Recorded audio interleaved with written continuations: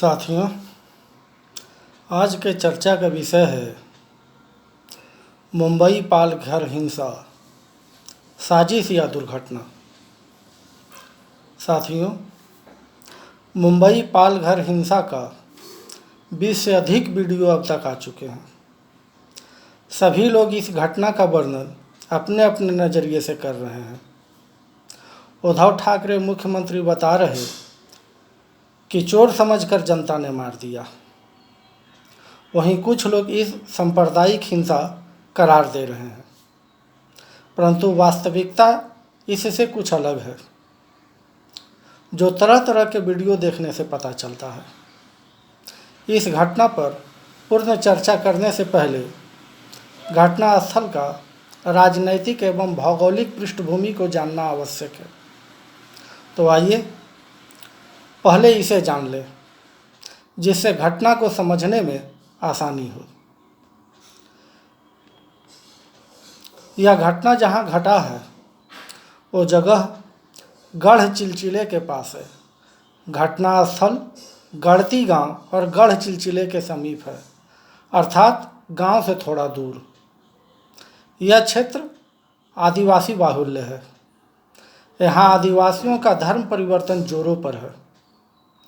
उसमें एनसीपी और सीपीएम दोनों दलों के लोग लगे हुए हैं, जिससे कि एक बार अगर धर्म परिवर्तन हो जाए तो फिर ये आदिवासी मौलानाओं के दबाव में बीजेपी को किसी भी हाल में वोट नहीं करेंगे। यह क्षेत्र डहाणू विधानसभा के अंतर्गत आता है और यहाँ के अभी सीपीएम के विनोद निकोले विधायक हैं। उन्होंने बीजेपी को बहुत ही कम अंतर से हराया है, अर्थात बीजेपी यहाँ जीत भी सकती है, यह डर बना हुआ है। घटना की रात अर्थात 16 अप्रैल को रात मुंबई के कांदिवली से गुजरात के सूरत के लिए जूना अखाड़े के 2 साधु सुशील गिरी जी महाराज, जिनका उम्र 40 वर्ष, और कल्प वृक्ष गिरी उर्फ चिकने जी महाराज, जिनका उम्र 70 वर्ष, एक प्राइवेट वाहन से ड्राइवर नीलेश तेल घड़े, जिनका उम्र 38 वर्ष है, अपने गुरु के अंत्येष्टि में शामिल होने के लिए निकलते हैं। 130 किलोमीटर की यात्रा करने के बाद एक चेक पोस्ट पर रोक लिया जाता है। यात्रा की परमिट नहीं होने के कारण पुलिस लौटा देती है। वहाँ पर पुलिस से कुछ बहस हो जाता है, जिसके लिए तैनात पुलिस बल अपने अधिकारियों से बात करते हैं। बात नहीं बनने पर लौटना पड़ता है। तब रात को 9 बज रहा होता है। यही वो समय था जब इनकी हत्या का षड्यंत्र रचा गया। जब ये लोग कोई दूसरे विकल्प पर विचार कर रहे थे, तब रास्ते में पड़ने वाले मस्जिद या मदरसे में फ़ोन कर लोगों को सड़क पर इकट्ठा कर लिया जाता है। आप जानते हैं कि इतनी जल्दी हिंदुओं को इकट्ठा करना मुश्किल है। एक तो रात, दूसरा कोरोना का डर, तीसरा पुलिस का डर। कोरोना से अगर कोई नहीं डरता है तो वह मुस्लिम समाज ही है। अतः आप समझ सकते हैं कि वो कौन लोग थे। अंजना ओम कश्यप ने 2 वीडियो ट्वीट की है। उसके पहले वीडियो में आप देख सकते हैं कि लौट रही गाड़ी को लोग बड़े बड़े सर्च लाइट लेकर रुकवाने का प्रयास करते हैं। गाड़ी धीरे होते ही दिए गए निर्देश अनुसार गाड़ी की अगली सीट पर साधु दिख जाते हैं। बस ईंट पत्थर से गाड़ी पर मुस्लिम समाज के लोग हमला कर देते हैं। मजबूरन गाड़ी रोकना पड़ता है।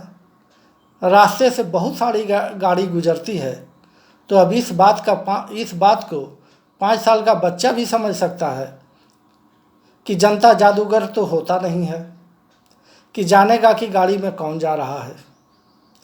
गाड़ी के रुकते ही लोग साधुओं को देखकर मारने के लिए टूट पड़ते हैं। मतलब वीडियो से बिल्कुल साफ है कि उन लोगों को साधु वाले गाड़ी पर हमला करना है। यह बात पहले ही बता दिया गया था। सड़क पर कोलाहल और चीख चिल्लाहट सुनकर नज़दीक के फॉरेस्ट डिपार्टमेंट के चौकी से 4 पुलिस कर्मी निकल कर आते हैं एवं दोनों घायल साधुओं एवं उनके ड्राइवर को चौकी में ले जाते हैं। जिस वक्त गाड़ी रोककर उस पर हमला होता है, आपने वीडियो में गौर किया होगा कि उस समय भीड़ कम होता है। सो वन विभाग के पुलिस उन्हें बचाकर पुलिस चौकी के अंदर ले जाते हैं। वन विभाग के पुलिस 25 किलोमीटर दूर कासा थाना को फ़ोन कर बताते हैं कि ग्रामीणों ने साधुओं के वाहन पर हमला कर दिया है, सो पर्याप्त पुलिस बल तुरंत भेजे, अन्यथा उग्र भीड़ उन्हें मार सकती है। 45 मिनट के अंतर में 15 पुलिस बल आ जाते हैं, मतलब घायल साधुओं को सुरक्षा देने के लिए पर्याप्त पुलिस बल था। साधारण आदमी भी समझ सकता है कि जब फॉरेस्ट डिपार्टमेंट के पुलिस वाले उन्हें बचाकर अपने चौकी में ले गए तो उन्होंने हर संभावित जगह पर फ़ोन करके लोगों को बताया होगा कि यहाँ ऐसी घटना घटी है।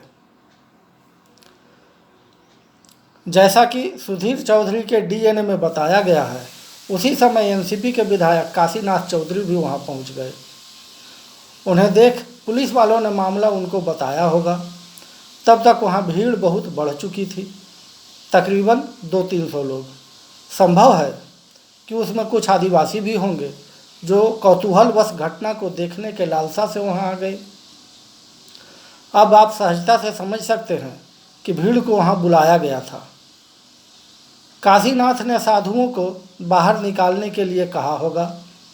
आप वीडियो में देख सकते हैं कि संत कल्पवृक्ष जी महाराज फॉरेस्टर का हाथ पकड़े निकलते हैं और डर के मारे पुलिस का हाथ नहीं छोड़ रहे हैं, जैसे कोई अबोध बालक भय के कारण अपने माँ का हाथ पकड़ता है। आप वीडियो में चौकी से बाहर निकलते कल्पवृक्ष जी महाराज को साफ साफ देख सकते हैं।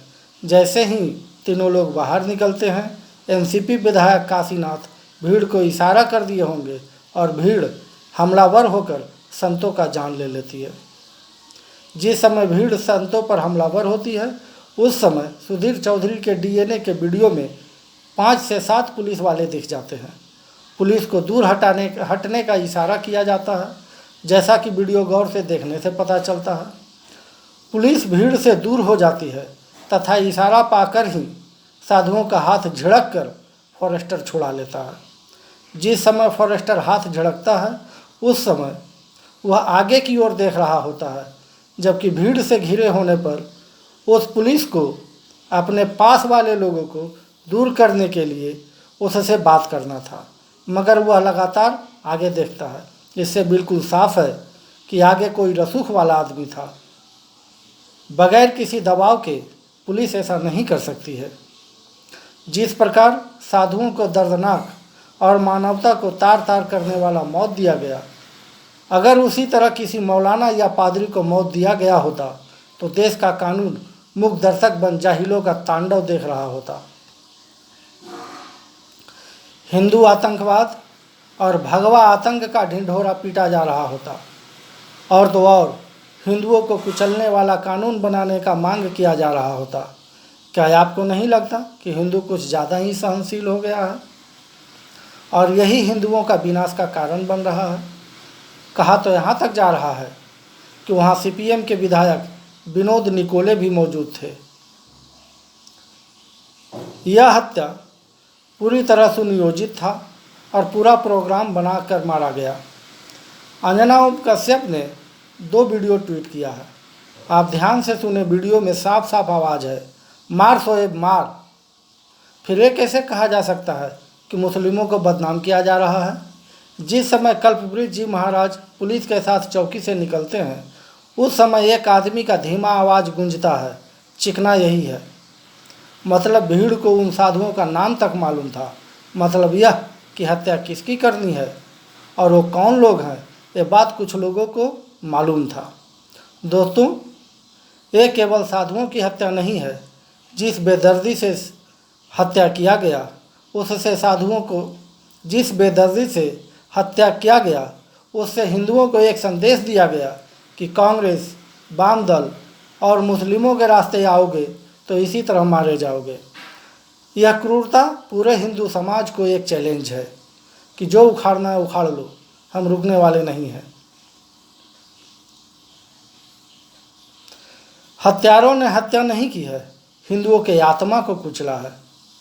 दिल्ली हिंसा में आईबी ऑफिसर को 400 चाकू गोदना, लड़की का बलात्कार के बाद उसके छातियों को काटना और अब तड़पा तड़पा कर साधुओं को मारना, हर बार हमारे सब्र और धैर्य को धिक्कारा जा रहा है। हम हिंदू सेकुलरिज्म के चाशनी में इस कदर डुबाए गए हैं कि हमारी आत्मा ही मर गई है, किसी काम के नहीं रहे हैं हम। सभी लोग जानते हैं कि मुस्लिम इलाके से सेना की जिप्सी भी सुरक्षित नहीं गुजर सकती है, तो हम और आप क्या चीज़ हैं। पूरे देश के मुस्लिम क्षेत्रों का यही हाल है, सेना और गैर इस्लामी लोगों पर हमला करना। फिर कुछ लोग किस मुँह से कहते हैं कि मुस्लिमों को बदनाम ना करो। देश की कानून व्यवस्था उसके साथ है और चाहे जो करे, कानून कुछ नहीं करेगा। एक बलात्कारी अखलाक के मौत पर सुप्रीम कोर्ट तड़प उठा था और कहा था कि I will not accept such type of lynching, जो आज चुप बैठा है। जानते हो क्यों? क्योंकि मरने वाला मुस्लिम नहीं है, वो हिंदू है।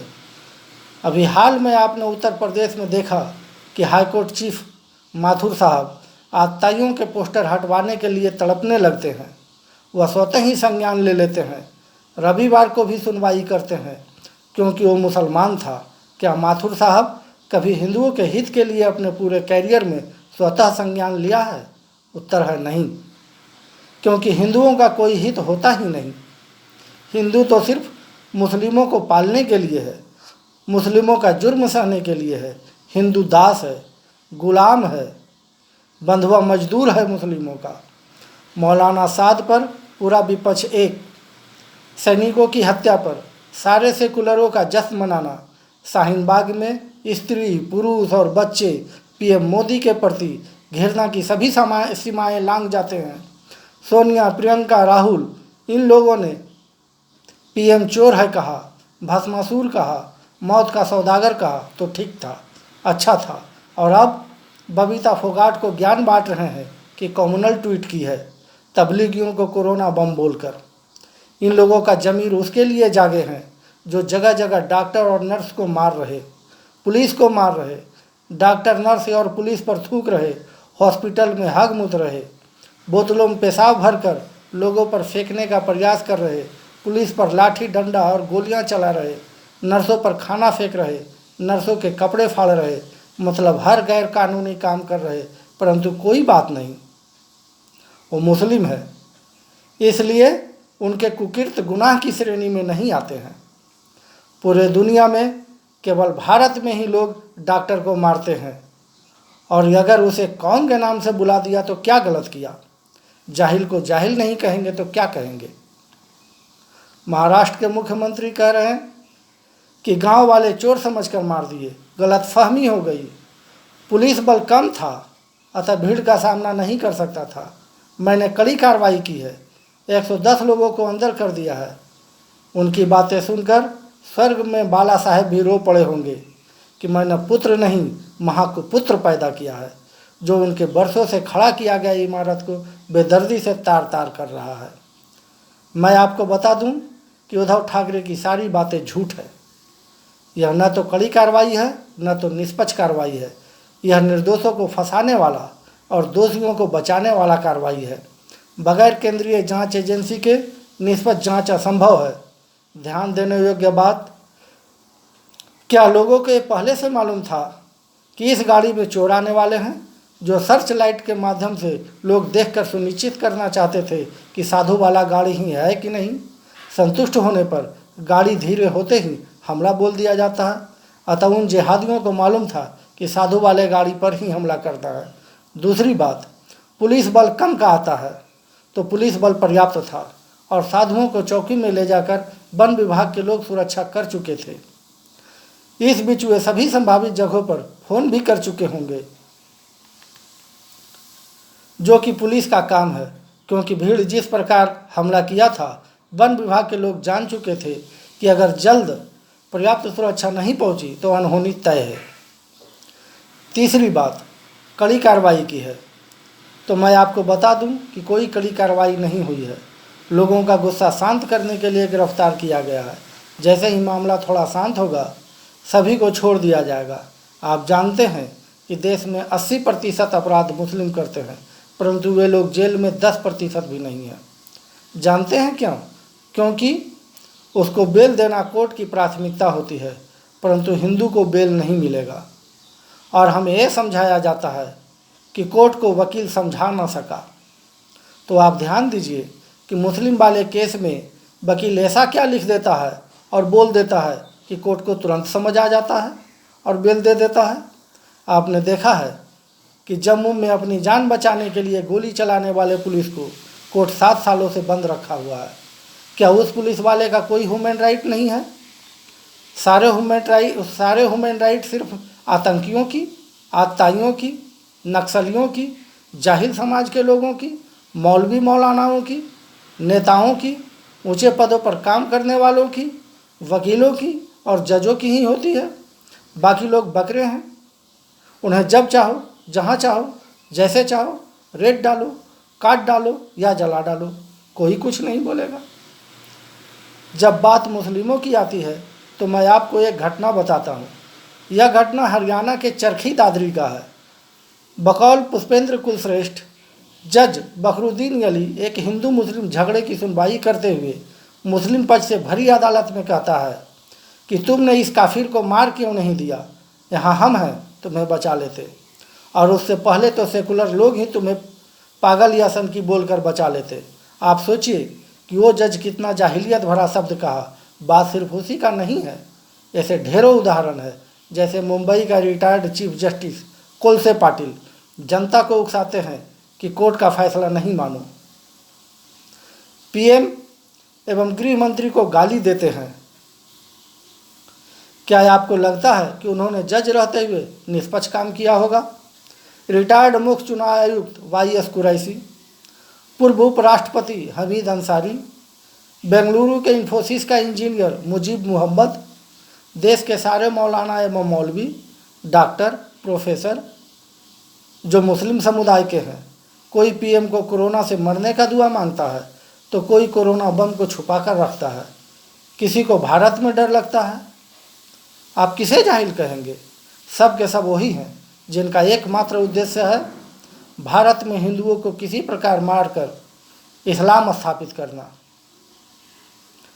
तबरेज अंसारी, आकूब मेनन, अफजल गुरु और कसाब के मौत पर छाती पीटने वाले, जनाजे में शामिल होने वाले, इन लोगों को सरकारी खजाने से करोड़ों रुपया देने वाले बोले कि इनके साथ इंसाफ नहीं हुआ। और बलात्कारी अखलाक के घर दौड़ कर जाने वाले केजरीवाल, अखिलेश जिन्होंने 1 करोड़ रुपया एवं नौकरी दिया, ममता बनर्जी, मायावती, मुलायम, सोनिया, राहुल, प्रियंका, चंद्रबाबू नायडू, अवार्ड वापसी गैंग, कैंडल मार्च गैंग, विदेशी अखबारों में बड़े बड़े संपादकीय छापने वाले संपादक गैंग, दिग्विजय सिंह, डायन अरुंधति, खाड़ी देश का पत्रकार रवीश कुमार आदि लोग जो हिंदू की छोटी सी गलती पर चीख चीख कर हिंदू आतंकवाद और भगवा आतंकवाद पूरे दुनिया को बताते हैं, डिबेट में तीखे एवं जहरीले सवाल पूछते हैं ताकि पूरे दुनिया में हिंदू बदनाम हो। इनको हिंदू समाज हिंदू समझने की भूल न करे। इनकी आत्मा तब जागती है जब कोई मुस्लिम मारा जाता है या किसी अगड़े के द्वारा दलित को मार दिया जाता है ताकि उन्हें भय दिखाकर धर्म परिवर्तन कराया जा सके और मुस्लिमों का तादाद बढ़ाया जा सके। जब कोई हिंदू मारा जाता है तो इनकी आत्मा आराम फरमा रही होती है। इनके मन में हिंदुओं के प्रति जरा भी संवेदना नहीं है। इन लोगों ने कभी भी हिंदू के बीच हो रहे झगड़े को शांत करने की कोशिश नहीं किया, बल्कि आग में घी डालने का काम किया, जात जात में बांटा ताकि हिंदुओं के बीच तनाव बना रहे, जिससे दलितों का धर्म परिवर्तन आराम से कराया जा सके। 110 लोग पकड़े गए। ताज्जुब की बात है कि उनमें एक भी मुस्लिम नहीं है। क्या आपको लगता है कि आदिवासी इतने क्रूर होते हैं कि वे बुजुर्ग साधुओं की हत्या करेंगे, वो भी पुलिस के सामने? ऐसा इतिहास में न कभी हुआ है न कभी होगा। ये काम सिर्फ और सिर्फ मुस्लिमों का है। ऐसे निर्मम हत्यारे वही होते हैं। अब वहाँ डराकर धर्म परिवर्तन का काम चलेगा। मुकदमा में बचाने के नाम पर जो नहीं स्वीकार करेगा वो बलि का बकरा बनेगा। शायद यही उद्देश्य के लिए यह घटना को अंजाम दिया गया है। ये सेकुलर नेता जो हिंदू मुस्लिम भाई भाई का नारा एवं भाईचारा का नारा देते हैं, तो आप समझ लीजिए कि भाईचारा का मतलब मुस्लिमों का हर जुल्म सितम, क्रूरता और आतंक सहना होता है।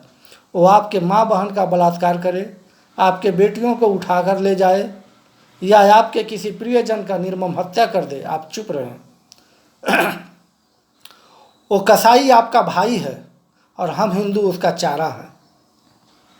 वो हमें धीरे धीरे करके निगल जाएगा और बहुत जल्द भारत मुस्लिम राष्ट्र बन जाएगा।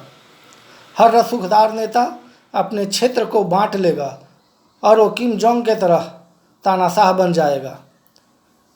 फिर खानदान दर खानदान उनका शासन चलता रहेगा, आम जनता उसका दास बन जाएगा। यही है कांग्रेस और वाम दल का सपना। आपको बता दूं कि आज़ादी के समय ही देश को 17 टुकड़ों में बांटने का प्रस्ताव वाम दल ने रखा था। वो अब मुस्लिमों के माध्यम से पूरा होता दिख रहा है। सो ऐसी योजनाओं को वो हवा देते रहते हैं।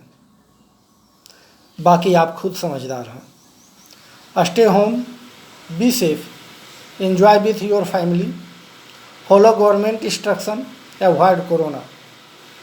जय हिंद, जय भारत, धन्यवाद।